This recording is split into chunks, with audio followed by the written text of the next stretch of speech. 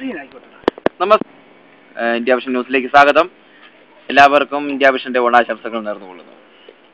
പ്രധാന വാർത്തകൾ. ആദ്യമായിട്ട് ഇഞ്ചുമല അടിവാരത്തിൽ നിന്നും അടിവാരത്ത് ഉദ്ദേശിച്ച കല്യാണത്തിന് എത്തിച്ചേരാൻ താമസിച്ച ജോയിയുടെ വീട്ടിലെ ചില പ്രത്യേക സാഹചര്യങ്ങൾ കൊണ്ട് സംഭവിച്ചു പോയ ചില വിവരങ്ങളാണ്. നമുക്ക് റിജുവിലേക്ക് കടന്നു തരാം. ഇഞ്ചുമല അടിവാരത്തിൽ നിന്നും റിജു നമ്മോടൊപ്പം ഉണ്ട്. ഹലോ റിജു, എന്താണ് അവിടെ സംഭവിച്ചുകൊണ്ടിരിക്കുന്നത്? എന്താണ് ഇപ്പോഴത്തെ ആ ഒരു സിറ്റുവേഷൻ അവിടുത്തെ? പറയൂ. അവിടെ വളരെ ശോകമുഖമായ അന്തരീക്ഷമാണ് നടന്നുകൊണ്ടിരിക്കുന്നത്. ഏകദേശം 1 മണിക്കൂറിനുള്ളിലായിരുന്നു അദ്ദേഹം ജോയി എന്ന് പറയുന്ന വ്യക്തി നമ്മുടെ നാട്ടിലേക്ക് എത്തിച്ചേർന്നത്. മാവേലിയാണോ ജോയിയാണോ മാവേലിയുടെ ഭാഗത്തു നിന്ന് വന്നതെന്ന് ആകാംക്ഷപൂർവ്വം കാത്തിരുന്ന ജനങ്ങളുടെ ഇടയിലേക്ക് വളരെ ശോകമുഖമായ അന്തരീക്ഷത്തോടു കൂടി ജോയി കടന്നു വരികയുണ്ടായി. അദ്ദേഹം സ്വന്തം വീട്ടിന്റെ തിണ്ണയിലൂടെ അങ്ങോട്ടും ഇങ്ങോട്ടും കുതിര നടക്കുന്ന പോലെ ഉലാത്തിക്കൊണ്ടിരുന്നപ്പോൾ അദ്ദേഹത്തിന്റെ ഒരു സുഹൃത്ത് വന്ന് അദ്ദേഹത്തിന്റെ വീട്ടിലേക്ക് കയറ്റുകയുണ്ടായി.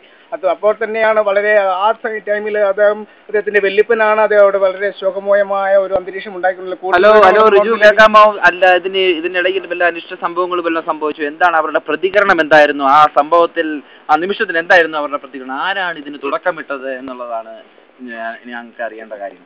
ആദ്യമായിട്ട് തുടക്കമിട്ടത് അവിടുത്തെ അമ്മാമ്മയുടെ മൂത്ത വല്യച്ഛനായ ഒരു താടിയുള്ള ഒരു മനുഷ്യനായിരുന്നു. അദ്ദേഹം പൊട്ടിക്കരിഞ്ഞുകൊണ്ട് എന്നുള്ള ഒച്ചയോട് കൂടി, വളരെ സൗണ്ടോട് കൂടി അദ്ദേഹത്തെ ജോയിനെ കെട്ടിപ്പിടിക്കുകയാണ് ഉണ്ടായത്. ജോയിൻ തിരിച്ച് കെട്ടിപ്പിടിച്ച് ഏകദേശം 2 തുള്ളി കണ്ണുനീർ വീണോടൊപ്പം തന്നെ ഉപദേശി വന്നിട്ട് മോനെ എന്നുള്ള ആർത്തനാദത്തോടു കൂടി ജോയിയെ കെട്ടിപ്പിടിക്കുകയും വളരെ വളരെ സങ്കടകരമായ അവസ്ഥയിലായിരുന്നു. പക്ഷെ പെണ്ണ് എന്ന് പറയുന്ന ആ പെണ്ണുള്ള അദ്ദേഹത്തിന്റെ പെങ്ങൾ ആ മുഖത്തോട്ട് പോലും നോക്കാതെ വളരെ അദ്ദേഹത്തെ കടന്നു പോവുകയാണ് ഉണ്ടായത്. ബാക്കിയുള്ള എല്ലാ വ്യക്തികളും ഒരു നിമിഷം റിജു, അദ്ദേഹത്തിന്റെ ഒരു അനുജൻ എന്ന നിലയ്ക്ക് ജോസിന്റെ ഭാഗത്തു നിന്നും എന്തേലും ഒരു ഇതുണ്ടായോ? കാരണം എന്ന് പറഞ്ഞു കഴിഞ്ഞാൽ വളരെയധികം കഷ്ടപ്പെട്ട, ബുദ്ധിമുട്ടി, പാടുപെട്ടാണ് അദ്ദേഹം ഇതുവരെ കൊണ്ടെത്തിച്ചത്.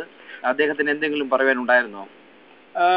കണ്ണൻ, ജോസിനെ കുറിച്ച് പറയുകയാണെങ്കിൽ ജോസ് അദ്ദേഹത്തിന് ശ്രദ്ധിക്കുക പോലും ഉണ്ടായില്ല. പക്ഷെ അദ്ദേഹം കൊണ്ടുവന്ന പെട്ടികൾ ഇത്രയും പെട്ടെന്ന് തന്നെ അദ്ദേഹം പെരയ്ക്കകത്തോട്ട് എടുത്തുകൊണ്ട് പോവുകയാണ് ഉണ്ടായത്. കാരണം അതിനകത്താണോ പൈസ എന്ന് അറിയാമല്ലാതെ അദ്ദേഹം വളരെ കുഴങ്ങി. അതുകൊണ്ട് പെട്ടെന്ന് തന്നെ അദ്ദേഹം പെട്ടി എടുത്തുകൊണ്ട് പോകാൻ. പക്ഷെ എങ്കിൽ പോലും വൈകിട്ട് അവിടെ ഒരു സംഘർഷം നടക്കുവാനായിട്ടുള്ള എല്ലാവിധ ചാൻസുകളും കാണുന്നുണ്ട് കണ്ണൻ.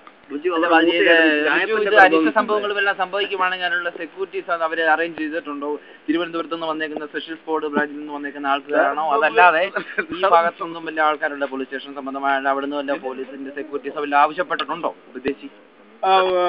ഉദ്ദേശിയോട് ഞാൻ ചോദിക്കുകയുണ്ടായി. അപ്പോൾ ഉദ്ദേശി പറഞ്ഞത് അതായത് സെന്റ് സെബാസ്റ്റ്യൻ ഹയർ സെക്കൻഡറി സ്കൂളിലെ വാച്ചർ ആയിട്ടുള്ള ഒരു ജനകീയ പോലീസിനെ അവിടെ നിയോഗിച്ചിട്ടുണ്ടെന്നാണ്.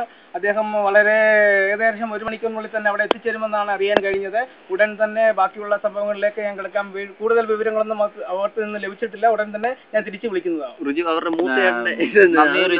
ഏതാനും നിമിഷങ്ങൾക്കും റിജുവിനെ നമുക്ക് ഒന്നുകൂടി ബന്ധപ്പെടാം. അതിനു മുമ്പായി മറ്റൊരു വാർത്തയിലേക്ക്. കേരളത്തിലെ ഏറ്റവും